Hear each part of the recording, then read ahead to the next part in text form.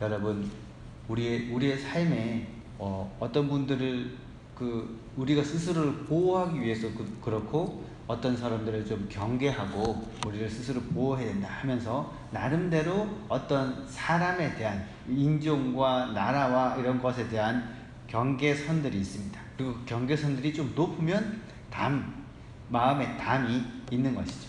아이들이라고 해서 모든 다양한 그 인종들, 백인과 흑인과 남미 있는 분들이나 인종에 대해서 아이들이 편견이 없을 것 같지만 오히려 아이들이 더 편견이 있는 것을 조사를 해보면 알 수 있습니다. 다양한 인종을 놓고 누가 가장 나쁜 사람이냐 물어보면 아이들이 어떤 특정한 색깔 이런 사람들을 아이들이 더 고른다는 거죠.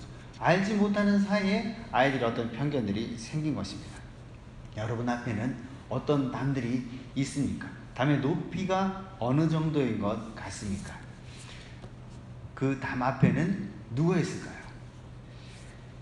우리가 상상을 해보고 어떤 깊이 묵상을 하고 했었을 때 그 담 앞에 누가 있다고 또 떠오른다고 할 때 예상하지 못했던 사람들이 있을 수 있습니다.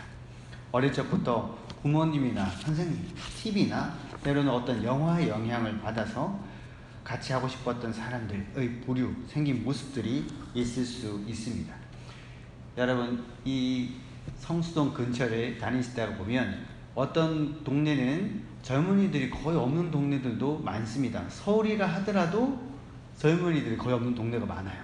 그런데 제가 성수역, 뚝섬역 가다 보면 젊은 사람들이 20대들이 이 지역에는 많이 있습니다. 다니시다 보면 다 젊고 이뻐 보이고 잘생겨 보이고 다 좋아 보입니까? 아니면 눈살이 찌푸려지는 어떤 행동들이 있습니까? 이전에 팔 전체를 문신으로 덮었다고 하면 그 사람은 군대도 못 가고 경찰들이 일단 잡습니다. 네. 지금은 어떨까요? 팔 전체, 등 전체에 문신을 했어요. 그럼 그 사람은 어디 조직이나 이렇게 건달일까요? 그냥 평범한 대학생도 많습니다. 그런데 우리는 이제 그런 편견들이 있는 거죠.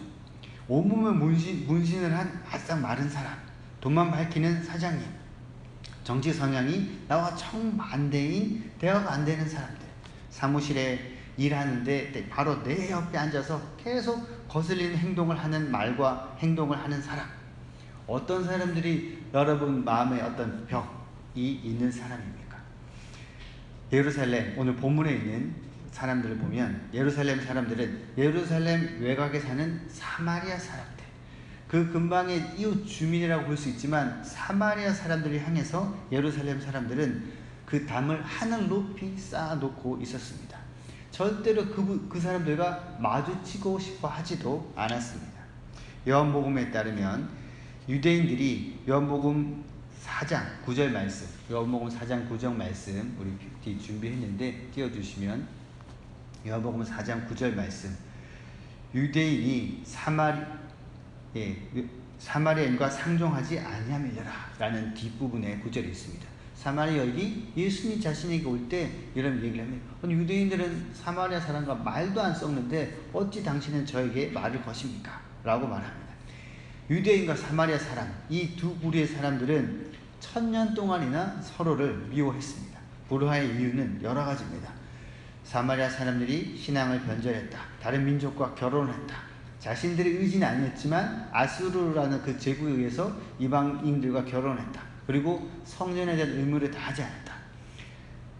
그 가장 가까이는 유대인들이 바벨론 포로로 돌아왔을 때 성전을 재건합니다. 성전을 재건할 때 사마리아에 있는 사람들이 내려와서 우리도 같이 돕겠다 라고 합니다.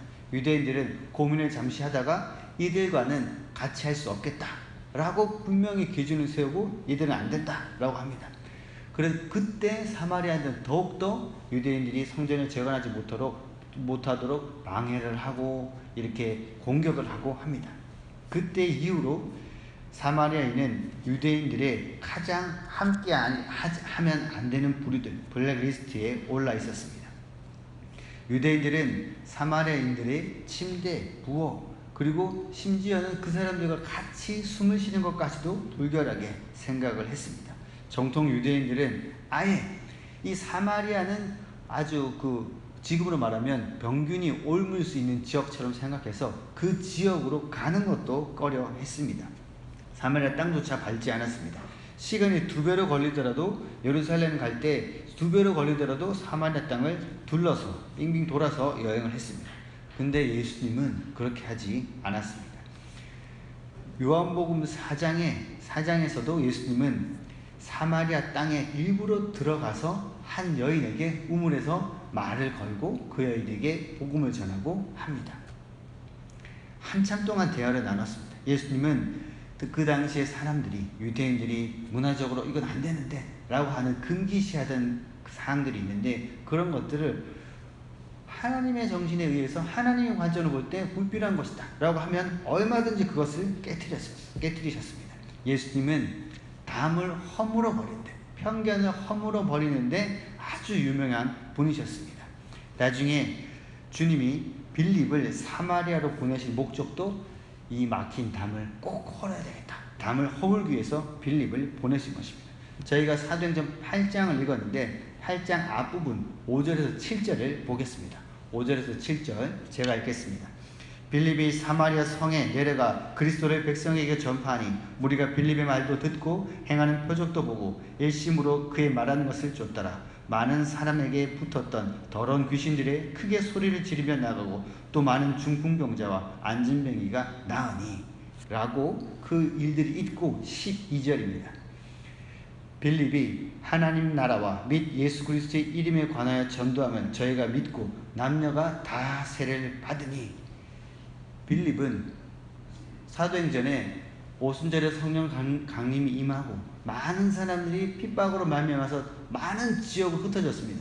근데 그럼에도 불구하고 그 성령 충만함을 받은 예수 그리스도를 전파하기 위해서 어디라도 갈 수 있는 사람들이 가지 않는 지역이 있었는데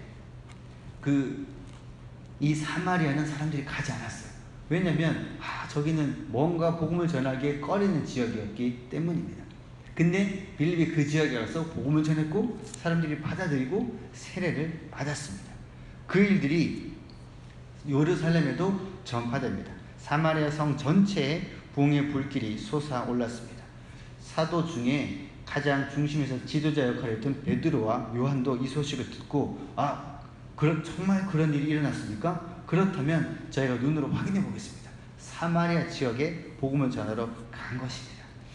여러분, 사마리아 지역에 복음을 전해주고 이들이 하나님 나라 백성으로 받아들여졌다라는 것은 어느 정도냐면 지금 우리가 생각할 때 강아지가 구원을 받은 것과 같은 것입니다. 강아지가 실제로 구원을 받아서 교회의 가족이 된 것, 세례받고 교회 명단에 강아지가 올라간 거예요. 그것처럼 유대인들은 이게 일어날 수 있는 일인가? 라고 생각을 했던 것입니다. 사도행전 8장 15절에서 17절 제가 읽겠습니다. 베드로 요한이 갑니다. 그들이 내려가서 저희를 위하여 성령 받기를 기도하니 이는 아직 한 사람에게도 성령 내리신 일이 없고 오직 예수 이름으로 세례만 받을 뿐이라라. 이에 두 사도가 저에게 안수함에 성령을 받은지라. 예루살렘에서는 사도들이 기도하고 있었을 때 사도행전 2장에 성령 충만함을 받고 방언을 말하고 성령의 놀라운 이적들이 일어납니다. 거기 주변에 있는 사람들도 베드로가 분명히 선포했습니다. 주 예수 이름으로 세례를 받고 성령의 선물을 받으라 라고 기도했었을 때 안진뱅이가 일어나고 많은 이적들이 일어날 뿐만 아니라 사도들처럼 예루살렘에서는 사람들이 성령의 충만함을 받았습니다. 근데 빌립이 사마리아에 가서 복음을 전하고 안수했는데도 세례는 받았는데 사람들이 성령은 받지 않았습니다. 근데 베드로와 요한이 가서 그들에게 안수하자 그들에게 성령의 선물이 임했습니다. 왜 이 선물, 성령의 충만함을 받고 성령의 이적을 경험하는 이 성령의 선물은 왜 늦게 도착했을까요? 이유는 담이 허물어지는 것을 축하하기 위해서라고 볼 수 있습니다. 역사상 처음으로 복음이 사람들이 갖고 있던 오랜 편견을 깨트려 버린 것입니다. 이것은 당시의 사람들로 보는 아주 깨질 수 없는 편견이 깨지고 복음이 확장된 놀라운 순간입니다. 하나님은 이 역사적인 순간을 기념하시기 위해서 사도들을 보내서 부흥을 확인한 뒤에 사마리아인들에게 안수의 손을 얹게 하셨고 그들이 성령의 충만함을 받은 것입니다. 성령의 선물, 성령의 확증, 방언을 말하고 그들이 놀라운 그 성령의 충만함을 받은 것이 눈으로 드러났었을 때 하나님이 이들을 받아두셨다라는 것이 확증이 된 것입니다. 의심할 여지가 없는 것입니다. 하지만 이것이 끝이 아니었습니다. 하나님은 이제 빌립을 사마리아 사람들도 세례를 받고 성령의 충만함을 받았다, 성령의 세례를 받았다, 그걸로 끝이 아니라 또 다른 담을 허물기 위해서 빌립을 더 깊이 투입을 하십니다. 빌립과 넷이 오늘 성경 본문에는 빌립이 에티오피아 사람 흑인 넷이에게 복음을 전한 일이 나와 있습니다. 빌립과 넷이 사이에는 우리가 생각하는 것보다 훨씬 더 큰 담벼락이 버티고 서 있습니다. 에티오피아 사람은 피부가 검습니다. 그는 키도 컸을 것입니다. 에티오피아 사람은 대부분 키가 큰 흑인들입니다. 그 종족들은 이제 아프리카 중심부에는 키가 작고 얼굴이 펑퍼짐하고 코가 이렇게 퍼져 있는 반투족이라는 사람들이 부류가 있고 크게 두 부류를 하는데 에티오피아랑 케냐 이쪽에는 키가 큰 마이클 조던 같은 키가 큰 그 투치족이라는 사람들이 이게 두 종족이 있습니다. 에티오피아 사람들은 옛날로부터 키가 큰 사람들입니다. 이 에티오피아 사람은 피부가 검지만 빌립은 그냥 동양 사람입니다. 에티오피아 내시는 먼 아프리카 땅에서 왔지만 빌립은 그냥 사마리아 바로 옆인 걸어서 갈 수 있는 동네 예루살렘에서 자랐습니다. 에티오피아 내시는 해외여행을 할 만큼 돈이 많지만 지금 빌립의 처지는 예루살렘에서 추방당한 아무것도 가진 거 없는 난민의 처지입니다. 그리고 내시와 빌립은 둘 다 남자이긴 하지만 빌립은 나중에 사도행전 뒷부분에 보면 네 딸이 있습니다. 딸 4명이 빌립에게서 태어나게 됩니다. 그런데 내시는 아내나 자식이 지금도 없고 앞으로도 있을 계획도 없습니다. 두 사람의 삶은 아주 반대입니다. 하지만 빌립은 전혀 상관하지 않습니다. 사도행전 8장 35절부터 36절입니다. 빌립이 입을 열어 이 글에서 시작하여 예수를 가르쳐 복음을 전하니 길 가다가 물 있는 곳에 이르러 그 내시가 말하되 보라 물이 있으니 내가 세례 받음에 무슨 거리낌이 있느냐. 빌립이 에티오피아 내시에게 하나님에 대해서 설명했습니다. 근데 그 과정이 저희가 읽지는 않았지만 성령님이 빌립을 그 광야 한가운데로 가라고 하십니다. 아무도 없는데 하나님의 세미한 음성을 듣고 빌립이 걸어갑니다. 가다 보니까 저 에티오피아 내시가 낙타를 타고 걸어가고 있겠죠. 걸어가고 있는데 마음속에 성령님이 저 사람을 가까이 가서 말을 걸어보라 라는 감동을 주십니다. 빌립이 가서 가까이 가고 있는데 에티오피아 내시가 분명히 이방인입니다. 사마리아 사람도 아니고 그냥 아프리카에서 온 흑인이에요. 하나님과 전혀 상관없을 것처럼 보이는 사람입니다. 근데 성경책을 읽고 있는 거예요. 성경이 이사야서를 읽고 있는데 예수님이 고난당하는 장면을 읽고 있는데 그냥 혼자서 이제 그 유대교에 관심이 있어서 예루살렘에 갔다가 성경을 읽고 있는 것입니다. 빌립이 질문합니다. 그 읽는 성경의 뜻을 아느냐라고 물으니까 가르쳐주는 사람이 없는데 어떻게 알겠습니까? 빌립이 깨닫습니다. 이 사람을 하나님이 나에게 만나게 하셨구나. 이제 얘기합니다. 그 이사야 53장에서 이야기하고 있는 그 주인공은 예수라는 사람입니다. 라면서 쭉 설명을 합니다. 그것을 듣고 나서 에티오피아 내시가 복음을 받아들이고 나도 세례를 받겠다라고 하는 것입니다. 여러분 주변에 내가 일상의 삶을 할 때 어디 그 슈퍼마켓이나 문방구나 이렇게 지나다닐 때 저 사람은 하나님 안 믿겠지 라고 하는 사람이 어느 날 우연히 그 사람이 찬송가를 듣고 있거나 성경책을 보고 있거나 전도지를 들고 있을 때도 있을 수 있습니다. 제 주변에도 그런 일들이 있었어요. 전혀 하나님과 상관없는 사람인데 밤에 계속 꿈에 무서운 꿈을 꾼다고 어떻게 되냐고 말하는 분이 있었습니다. 설명했죠. 누가 나왔냐고. 악몽을 꾸는 거였죠. 그것은 예수님의 이름으로 고칠 수 있다 라고 기도한 법을 알려드리고 그분이 이제 복음을 받아야 되게 됐던 일들도 있습니다. 제가 아는 목사님도 그랬고 저도 그런 경험이 있고 우리 주변에 하나님에 대해서 관심을 갖고 있는 사람들이 많이 있습니다. 드러나지 않을 뿐이지. 그때 우리가 이것이 기회다 라고 생각이 될 때 편안하게 자연스럽게 복음을 전할 수 있는 기회가 있는 것입니다. 저희 아들이 야구를 하고 있는데 주변의 형들이 중간에 막 구슬을 하고 막 이런 가족들이에요. 근데 저희 아들은 교회를 다니는 것을 알고 있기 때문에 같이 야구 경기를 하고 있는데 형들이 질문한다고 합니다. 하나님이 누구냐, 어떻냐, 예수님이 어떤 분이냐 막 질문한대요.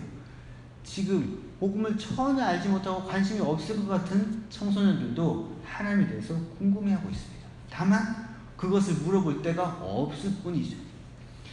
빌립이 에티오피아 내시에게 복음을 전하고 에티오피아 내시는 그러면 저기 물이 있는데 내가 세례를 받고 싶다. 바로 세례를 받고 싶다. 이야기를 한 것입니다. 결코 가벼운 질문이 아닙니다. 에티오피아 내시는 내가 세례 받는데 무슨 방해 안 됩니까? 라고 물어본 것이죠. 여성스러운 흑인 고관이 이 사내다운 중동의 빌립에게 내가 당신처럼 될 수 없는 이유라도 있어? 라고 질문합니다. 빌립은 당연하지. 당신은 저처럼 될 수가 없어요. 어떻게 유대인이 되겠어요? 라고 그를 거부했다면 어떻게 됐겠습니까? 이 빌립은 하나님으로부터, 하지만 빌립은 분명히 사명을 받았습니다. 막힌 담들을 허무는 그 팀에 속해 있는 것. 빌립은 최초의 그 멤버로서 막힌 담을 허무는 개척 멤버입니다. 빌립은 조금의 망설임도 없이 벽을 허물고 내시를 초대합니다. 빌립의 마음속에 있는 벽을 허물어 버린 것입니다. 사마리아에 가서 벽이 허물어지는 것을 빌립은 보았습니다. 어떤 사람도 하나님은 다 받아주신다 라는 생각을 빌립도 하게 되었습니다. 근데 막상 이 에티오피아 내시가 복음을 나도 받아들이겠다 라고 했었을 때 약간의 망설임이 있을 수 있었지만 이 빌립은 자기 마음의 벽을 허물고 이 에티오피아 내시를 초대합니다. 내시가 세례를 받고 하나님으로 충만해서 기쁨으로 자기 나라로 돌아갑니다. 빌립은 다음 임무를 또 수행하기 위해서 하나님께 기도하면서 걸어갑니다. 에티오피아 내시가 복음을 받아들인 것은 교회 역사상 최초로 유대인이 아닌 사람이 예수님을 받아들이고 그리스도인이 된 현장입니다. 최초로 유대인이 아닌 사람이 복음을 받아들인 것은 오늘 이 에티오피아 내시가 처음입니다. 에티오피아 내시가 그 이후에 자기 나라 돌아서 어떻게 했냐? 성경에는 기록되지 않았지만 많은 교회사의 자료에 그가 복음을 전했고 에티오피아의 교회가 세워졌다라는 그 역사의 자료들이 있습니다. 여기서 우리는 벽 건너편에 있는 사람을 향한 하나님의 마음을 배울 수 있습니다. 에베소서 2장 14절에서 16절 말씀도 제가 읽겠습니다. 그는 우리의 화평이신지라 둘로 하나를 만드사 원수된 것 곧 중간에 막힌 담을 자기 육체로 하시고 법조문으로 된 계명의 율법을 폐하셨으니 이는 이 둘로 자기 안에서 한 세 사람을 지어 화평하게 하시고 또 십자가로 이 둘을 한 몸으로 하나님과 화목하게 하려 하십니다. 원수된 것을 십자가로 소멸하시고 예수 그리스도의 십자가는 세 사람을 만들어 버립니다. 그 지역에 그 땅에 서로 안에 그 벽들과 장벽들은 많습니다. 사람이 몇몇만 모여도 서로 안에 벽들은 생기기 마련입니다. 복음이 전해지지 않은 처음 들어간 그 지역이라면 더 마찬가지입니다. 우리나라에도 초창기에 선교사님들이 들어왔을 때 얼마나 많은 편견들이 있었습니까? 인도는 지금도 네 부류로 계급이 나눠져 있습니다. 절대로 그 제도를 뛰어넘을 수가 없습니다. 우리나라도 사람들이 부류가 분명한 경계선이 있었습니다. 그 당시에 뭐 양반이 있었고 머슴이 있었고 여러 상인이 있었고 부류가 나눠져 있었습니다. 뭐 돈으로 그것을 직분을 사고 이런 일들이 있었지만 그 경계선은 아주 편견의 벽은 깊었습니다. 우리나라의 초창기 선교사들이 와서 그 편견의 벽을 허물려고 했지만 아무 한문으로 짓는 지역도 많았습니다. 남녀 간의 벽도 그랬습니다. 남자가 여자가 한 공간에서 예배 드릴 수 없다. 그래서 초창기에 우리나라의 예배당을 지을 때 선교사들은 남녀가 서로 얼굴을 볼 수 없게끔 가운데 지금 이렇게 남성분 앉고 여성분 앉고 벽을 이렇게 딱 해놓고 하기도 했습니다. 때로는 지을 때 교회를 기역자로 지었습니다. 기역자로 지어서 이 제일 앞에서는 선교사는 이쪽도 볼 수 있고 이쪽도 볼 수 있지만 회중은 서로를 볼 수 없어요. 그렇게 예배당을 지은 예배당이 지금도 역사적으로 남아 있기도 합니다. 금산교회라는 교회가 있습니다. 여러분 들어보셨을 텐데, 금산교회. 선교사로부터 복음을 듣고 예수님을 믿은 조독삼이라는 부자가 자신의 사랑채를 이렇게 오픈해서 예배를 드리도록 한 것이 금산교회입니다. 근데 이 금산교회에 이자익이라는 머슴이 찾아옵니다. 이자익 원래 부모로부터 그 집에서 태어난 머슴은 아니고, 원래 이자익은 전라도 출신이 아니라 경상남도 남해읍이라는 데는 지금 거의 남해 큰 섬입니다. 진주에서부터 더 밑으로 들어가야 돼서 남해에는 지금도 큰 병원이 없습니다.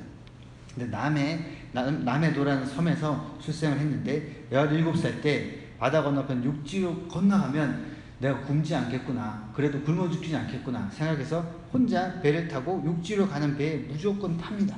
김제군 금산까지 와서 여러 일할 데가 없으니까 저를 먹여주십시오 여러 하는데 사람들이 다 받아주지 않습니다.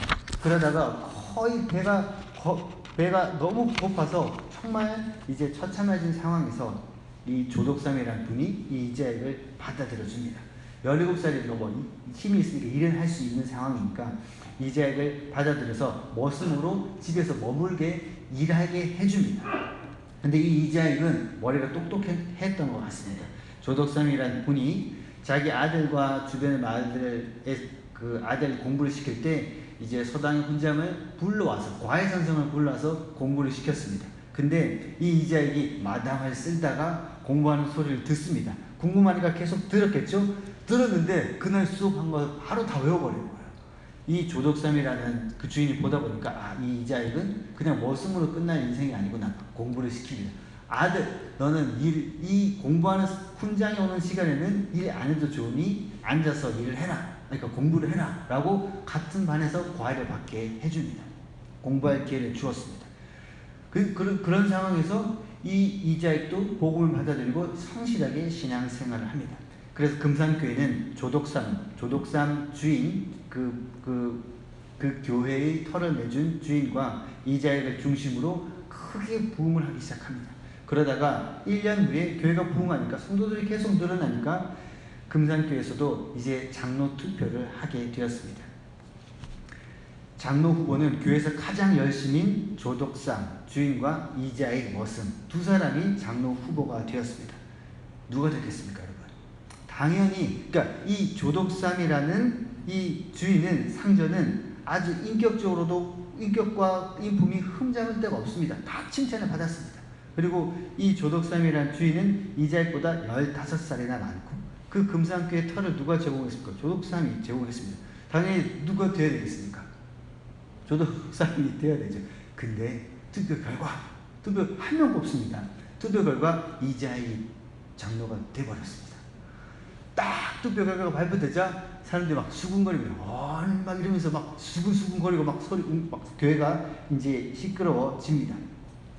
이자익이 장로가 되었다는 것은 앞으로 상전인 조독삼이, 이자익이 그 당시에는 장로가 교회에 선교사님들이 오기 전에 선교사들이 항상 머물지 않기 때문에 설교와 교회를 실제적으로 이끌어가야 합니다.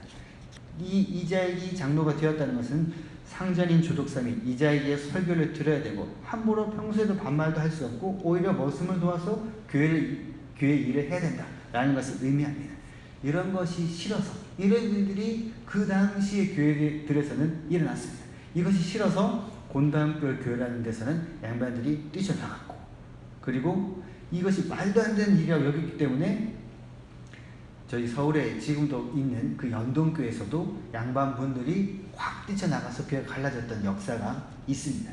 금산교회에서도 이런 일이 일어날 분위기가 일어난 것입니다. 금산교회에서도 마찬가지입니다. 갑자기 막 웅성웅성해집니다. 그때 조덕삼 집사님이 그때 선교사가 이 회의를 주관하고 있었습니다. 테이트 선교사에게 잠깐 제가 한마디 해도 되겠습니까? 라고 발언권을 얻어서 교인들에게 인사를 합니다. 이렇게 인사를 합니다. 우리 금산교회 교인들은 참으로 훌륭한 일을 해냈습니다. 저희 집에서 일하고 있는 이자익 영수는 저보다 신앙의 열의가 대단합니다. 여러분 감사합니다. 열심히 섬기겠습니다. 하고 내려갔습니다. 그래서 이자익 이분이 교회 영수가 되어서 교회를 열심히 이끌어 갑니다. 조덕삼은 이처럼 자신의 머슴이었던 이재학이 먼저 장로가 되었지만 그것을 기꺼이 받아들이고 다음번 선거 때 물론 조덕삼 장로님이 장로가 되었죠. 근데 그 장로가 되기 다음 선거 하기 전에 이 이재학이 공부를 하면 할수록 다 잘 아주 똑똑하니까 믿음도 좋으니까 평양신학교로 입학을 하게 합니다. 공부를 다 학비를 다 대줍니다. 신학 공부를 지원합니다. 이자익이 목사가 되자마자 금산교회로 담임 목사로 당회장으로 모셔옵니다. 열심히 섬깁니다. 네. 1915년에 모슴이었던 이자익 목사님을 금산교회 당회장 목사로 모셔와서 교회에서 열심히 섬깁니다. 여러분, 이자익 목사님은 나중에 우리 장로교 교단의 총회장이 되십니다. 한 번이 된 게 아니라 3번. 우리 장로교 역사에 총회장을 3번 한 분은 이분밖에 없어요. 그리고 대전신학교에 이자익 목사님이 큰 일을 하셨는데, 대전신학교에 가면 이자익 기념관이 있을 정도입니다. 근데 이자익 목사님이 한국교회사의 위대한 목사님인데, 이분 이야기를 할 때 누가 항상 따라 붙겠습니까? 조덕삼 장로님 이야기가 항상 먼저 나옵니다. 조덕삼 장로님이 없었으면 이자익 목사님은 없는 것입니다. 여러분, 조덕삼 장로님이 이자익이라는 사람을 마음속에 그 벽들을 계속 허물었습니다. 머슴이 공부한 것을 금방 외우는 똑똑하네? 공부를 시켜야 되겠다. 사람을 키워야 되겠다. 먼저 장로가 됐네? 보통의 경우는 그냥 내치였겠죠. 근데 내가 열심히 1년 동안 섬길 뿐만 아니라 목사님이 되었어요. 우리에게 이 훌륭한 목사님을 우리에게 모셔와야 되겠다 라고 했던 것입니다.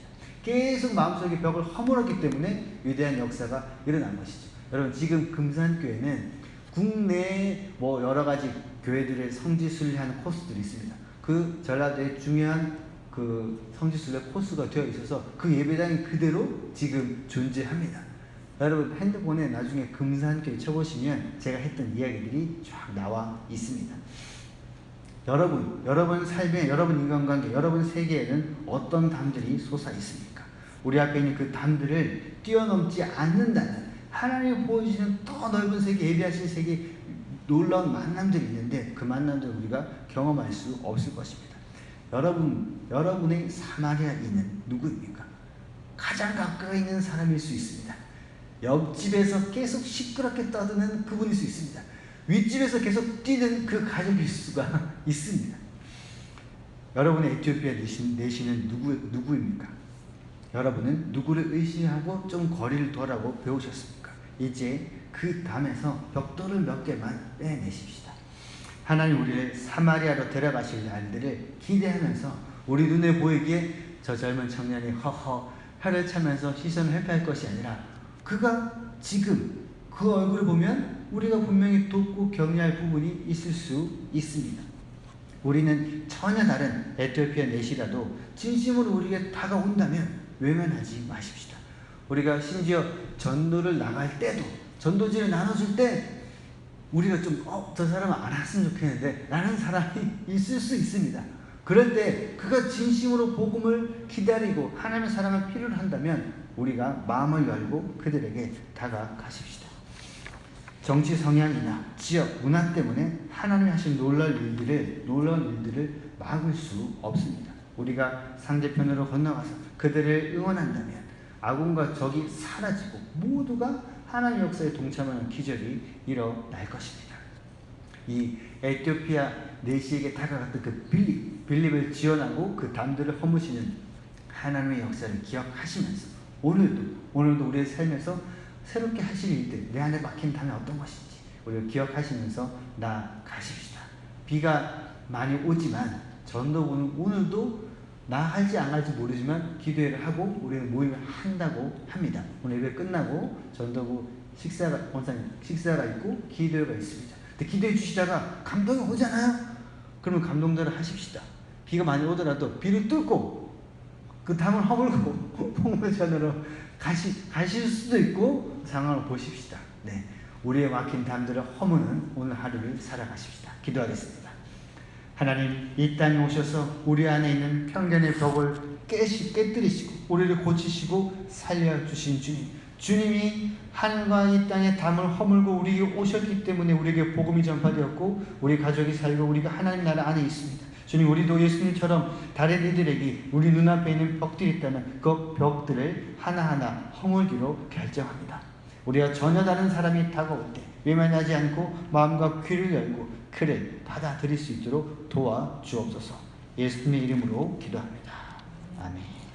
네, 광고 말씀은 우리 담임 목사님 내일까지 휴가신데 잘 또 쉬시고 회복하실 수 있도록 기도해 주시고, 교회학교 여름 성경학교가 이제 토요일부터 네, 주일 이렇게 열립니다. 초등부 여러분 텐트 많이 지원해 주셔가지고 어떤 분은 있다라고 얘기하시고 어떤 분은 친척 집에 있는 것을 굳이 빌려와가지고 갖다 주신 분도 있습니다. 여러분 텐트는 다 채워졌습니다. 네, 텐트가 다 채워졌으니까 그 초막절을 중심으로 초등부 학생들이 잘 또 이제 수련회 은혜 받을 수 있도록 기도해 주시면 좋겠습니다. 그리고 오늘 예배 이후에 전도부 모임 있습니다. 식당에서 또 식사 먼저 하고 또 뜨겁게 기도하며 나아가시도록 하겠습니다. 우리 마지막 찬양 같이 하시겠습니다.